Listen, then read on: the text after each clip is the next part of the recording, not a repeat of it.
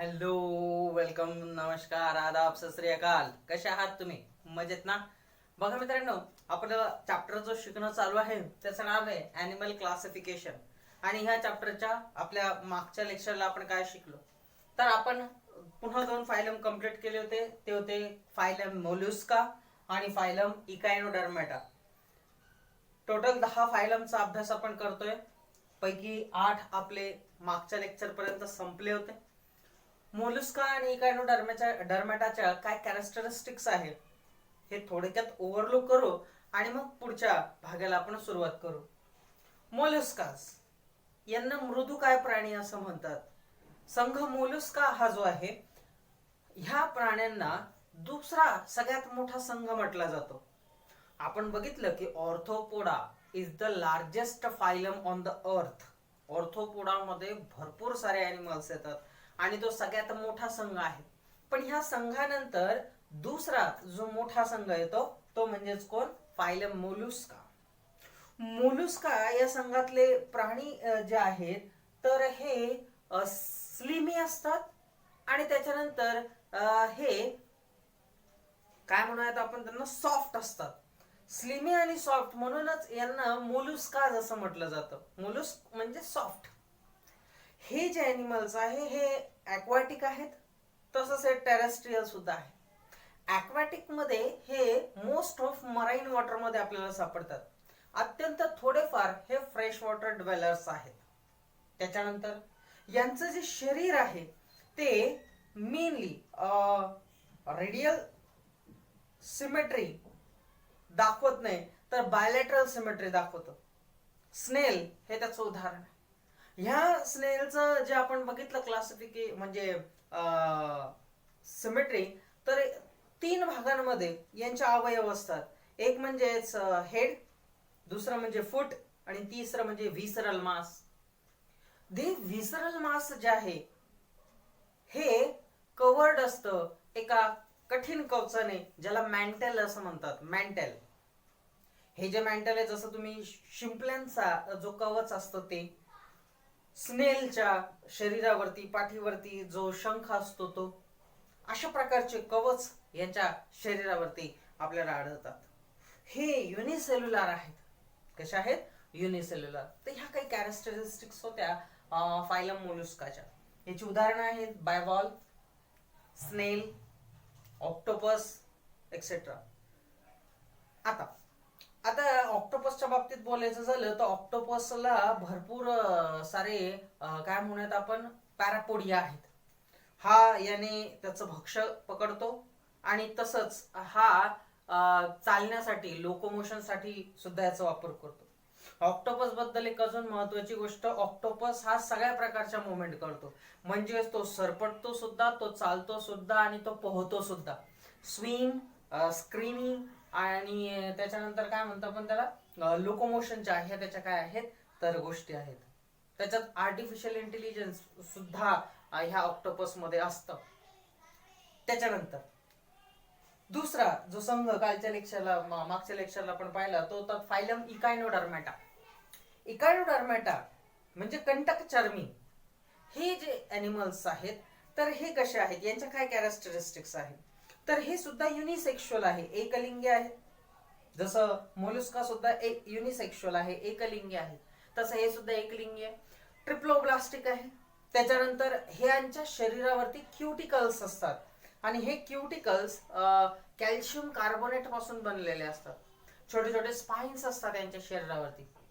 त्याच्यानंतर ह्याद्वारे ते स्वतःचं संरक्षण सुद्धा करतात.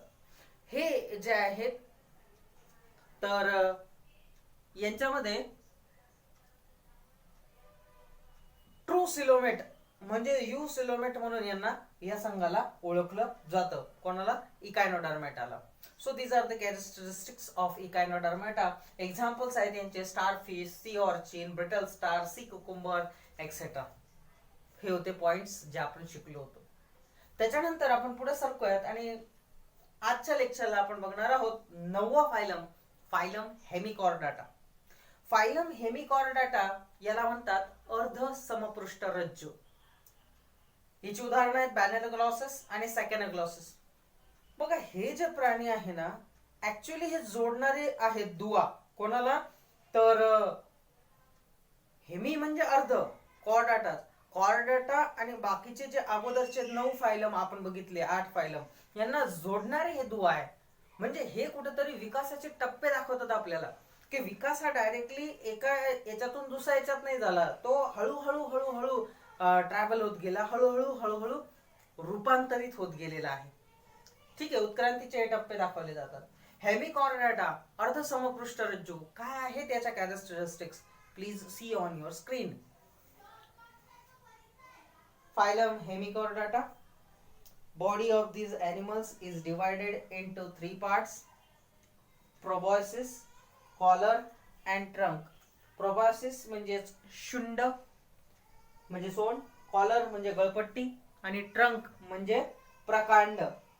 Second, notochord is present in the proboscis region only, hence are called as a hemichordata.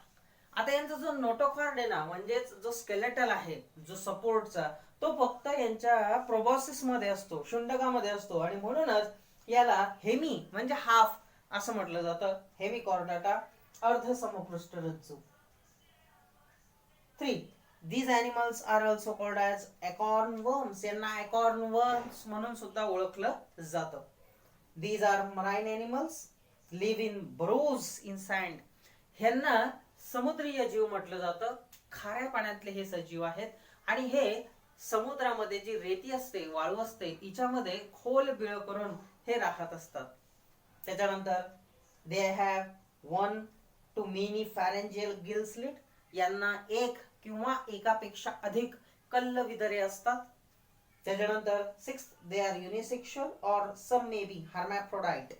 हे बहुतांश युनिसेक्शुअल म्हणजे एकलिंगीच असतात, मेल आणि फिमेल दोन्ही वेगवेगळे असतात, आणि काहीच फक्त यांच्या प्रजाती ह्या हर्मॅफ्रोडाइट म्हणजे उभयलिंगी, ज्याच्यात मेल आणि फिमेल दोन्ही एकत्रित असतात किंवा दोन्ही लिंग एकाच याच्यात असतात.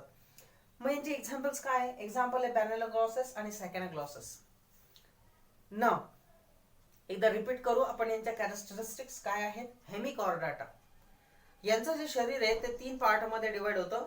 त्याच्यात एक आहे प्रोबॉसिस, दुसरं आहे कॉलर आणि तिसरं आहे ट्रंक.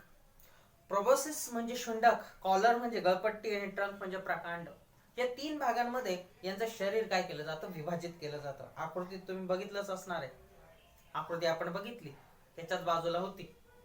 मग ह्यांचं जे शरीर आहे, आता यांचा जो नोटोकॉर्ड आहे ना, हा फक्त त्यांच्या प्रोबॉसिस मध्ये असतो, पूर्ण शरीरात नाहीये, फक्त प्रोबॉसिस या वरच्या लेवल मध्ये असतो, आणि म्हणूनच यांना हेमिकॉर्डाटा म्हणजे अर्ध समपृष्ठ रज्जू असं म्हटलं जातं.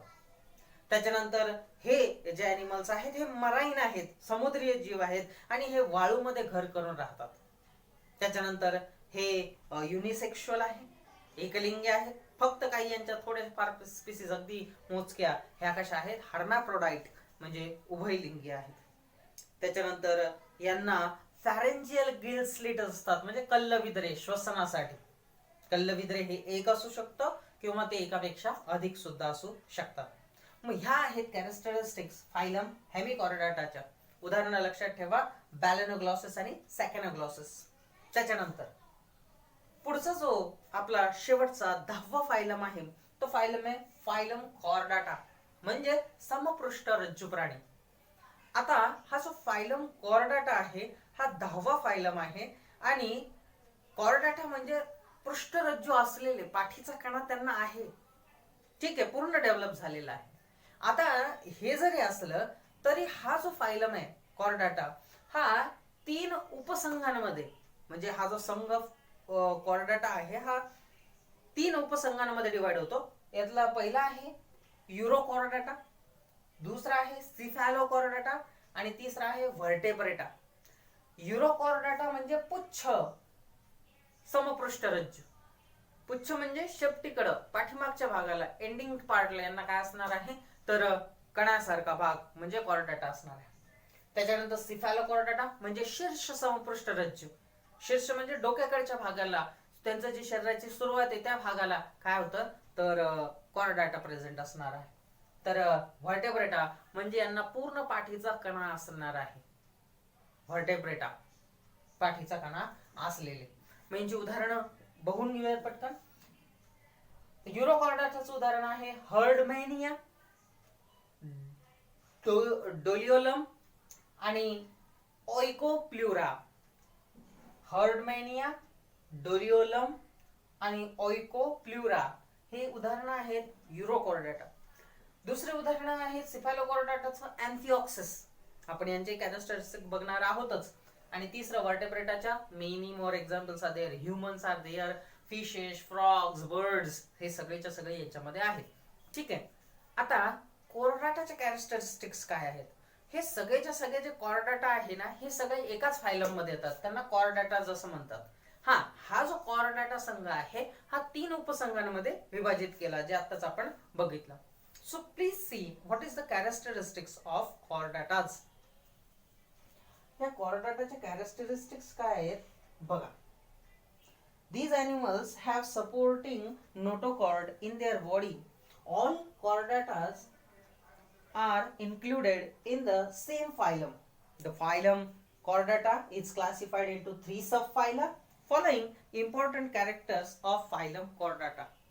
Phylum Chordata चे सगळेच्या सगळे प्राणी ह्या एकाच संघामध्ये काय केले जातात? समाविष्ट केले जातात. त्यानंतर हा जो फायलम कॉर्डाटा आहे याचे 3 उपसंघ पडतात.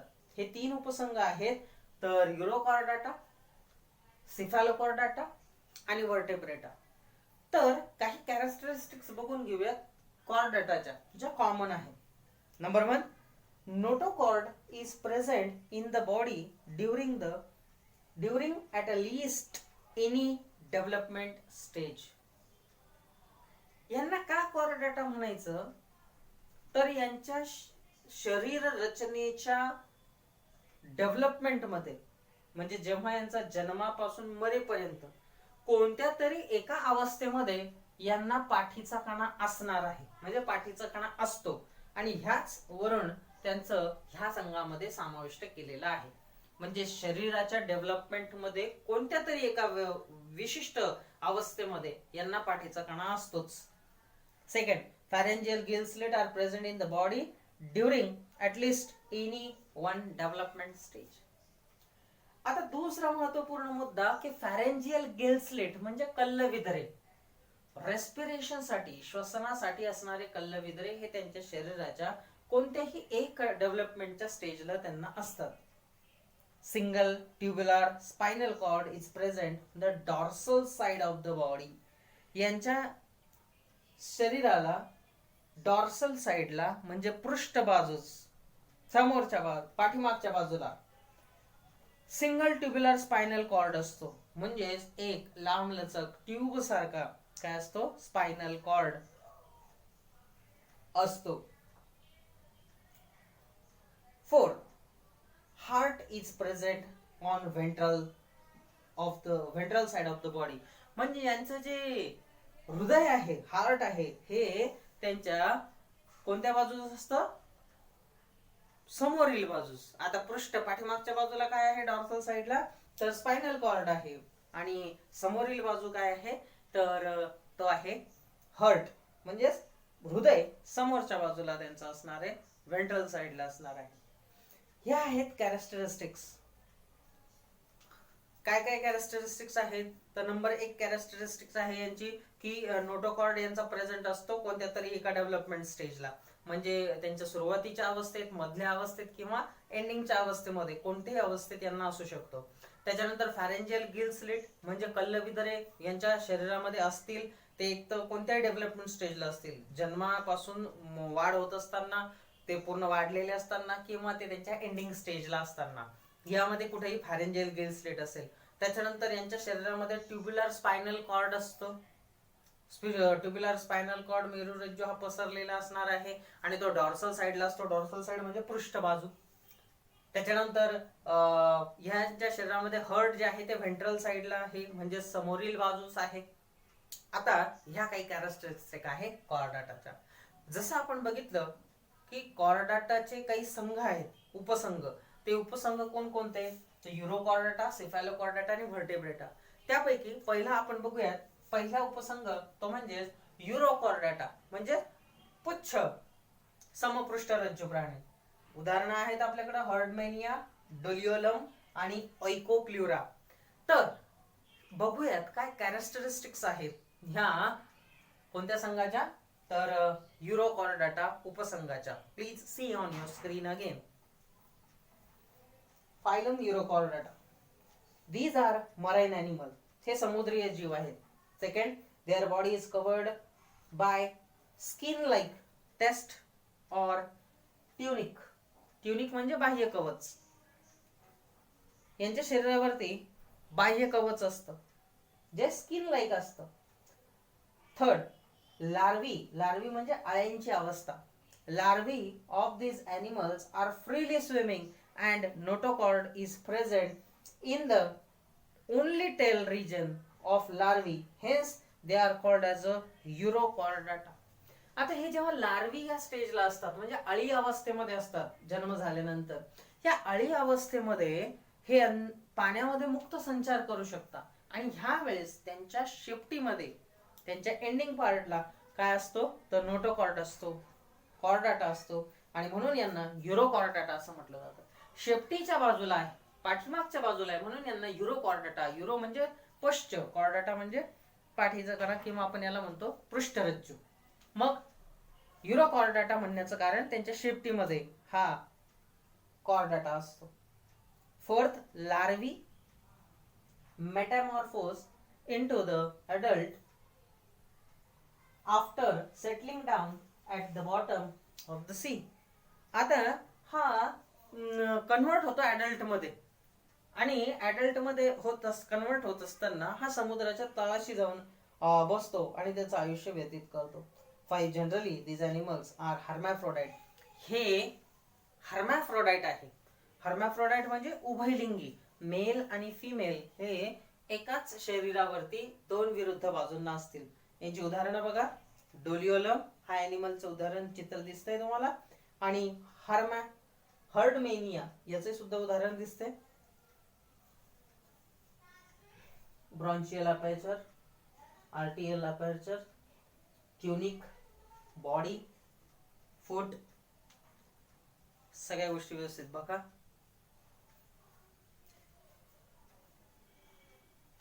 So these are the characteristics of subphylum Urochordata in phylum Chordata. तर मित्रांनो आजच्या लेक्चरला आपण इथं थांबणार आहोत. क्विकली रिवाइज करूयात आपण आजच्या लेक्चरला काय शिकलो. आपण शिकलो फायलम हेमिकॉर्डाटा, अर्ध समपृष्ठ रज्जू प्राण्यांच्या कॅरेक्टरिस्टिक्स. जसं आपण बघितलं यांच्यामध्ये बॅलेनोग्लॉसेस येतात, यांच्या सॅकेलोग्लॉसेस येतात. हे युनिसेक्शुअल आहेत. हर्मॅफ्रोडाइट यांचे काही स्पीसीज आहेत. यांचं शरीर जे आहे प्रोबॉयसिस, कॉलर आणि ट्रंक मध्ये डिवाइड होतं. त्याच्यानंतर प्रोबॉयसिस ह्या भागामध्येच यांचा नोटोकॉर्ड असतो आणि म्हणूनच यांना हेमी म्हणजे हाफ कॉर्डाटा असं म्हटलं जातं, अर्ध समपृष्ठ रज्जू असं म्हटलं जातं. ह्या कॅरेक्टरिस्टिक्स आपण बघितल्या. त्याच्यानंतर आपण पुढे वळालो, कॉर्डाटाचे कॅरेक्टरिस्टिक्स बघितल्या. काही ज्या प्राण्यांच्या प्राथमिक, मध्यम किंवा अंत्य अवस्थेमध्ये त्यांना कॉर्डाटा आहे, तो शरीराच्या कोणत्याही भागात असेल तरी त्यांना कॉर्डाटा ह्या संघामध्ये आणलं जातं, याच्यात गणलं जातं. मग कॉर्डाटा संघाच्या महत्वपूर्ण कॅरेक्टरिस्टिक्स, नोटोकॉर्ड असतं. नंबर 2, फॅरेंजियल गिल स्लिट कोणत्या ना कोणत्या स्टेजला असणार आहे. त्याच्यानंतर नंबर 3 की यांचं हार्ट जे आहे ते व्हेंट्रल साईडला असणार आहे, अधर समोरच्या बाजूचा असणार आहे आणि डॉर्सल साईडला यांचं असणार आहे स्पायनल कॉर्ड. ह्या 4 मुख्य कॅरेक्टरिस्टिक कॉर्डाटाच्या आपण बघितल्या. आणि त्याच्यानंतर आपण बघितलं सब फायलम कॉर्डाटाचा, तो होता युरोकॉर्डाटा. पुढच्या लेक्चरला आपण बघणार आहोत याचे उरलेले 2 सब फायलम म्हणजे सिफॅलोकॉर्डाटा आणि व्हर्टेब्रेटा. आणि for your information, Vertebrata again divide or having 6 class. ह्या व्हर्टेब्रेटाचे 6 अजून क्लास आहेत. हे आपल्याला शिकायचे आहेत. हे सगळं आपण शिकणार, पण कधी? पुढच्या लेक्चरला. तर ह्या लेक्चरला इथं आपण थांबूयात. तोपर्यंत घरातच राहा, सुरक्षित राहा आणि शिकत राहा. शिकणं थांबवू नका.